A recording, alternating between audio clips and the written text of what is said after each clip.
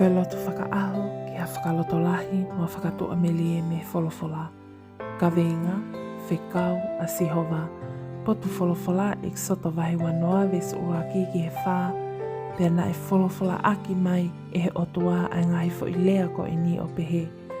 Ko au, ko sihova ko ho otua. Aia nā ku omi koe me isipite me he whale pōpula. Oua na ai hao otua kehe o ua aki au. Oua te ke ngauhi ma au hata mapua. Pe ha momoi whakatātā o ha mea o e langi i olungana. Pe o mamani i laloni. Pe o e tahi i lolofonua. Amen. Ke tau lotu. E gilelei whawhetai, pe te whawhetai hoko lau malie. A ho tauhi ma tataki o kuwhai ma aku pe awa o siai ai alfa oni. Whakamalo atu whoki ko ho o whakatokanga ne whaiga te au ane afi. Ke o mata a he koe whili o kutu utakai.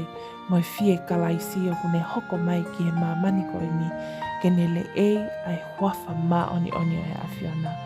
Pea koe ahoni ko ke tanu maki ai koloa lelei ko ia. Ke upikitai mo whai ki ho o whekau. Pea koe pōle ia e kumo ui he ahoni sisu. Io ko koe pe eiki ko hoku otua i kai hanoua. Pea ke whakapapau i e kumo ui. Ko hoku otua pe koe. I ho hua whape sisu kalaisi ko koe hoku whakamo ui. Emeni. Whakamalot ka te koe o ko ke kau mai ke talotu hu fie he hoani. Koe whekau mahu inga o e wholofola e ahoni. Ke tau tauhi ai ngahi whekau mo e tuutuuni ai otua. Pea mahu inga ke tau mo ui aki. Hange koe taha pe ai otua.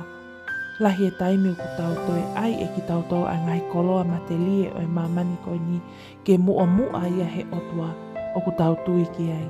Hange koe tau paanga, koe tau koloa, koe poto, mo e whanau. Pea kua hoko ia ko ho tau otua, kai tuku a sihova ia. I kai ke ngata i taimi lahi o ku tau toki mana tui pe ai otua he taimi o ku tau tō ai ki ha whainga taa. Pea taimi pe koe o ku tau whainga maali ai, pea ngalo lewa e otua ia. Koe uhinga i e whekau a sihova he aho ko e ni, ke oua te tau toi ngauhi tamapua ke ua aki ia.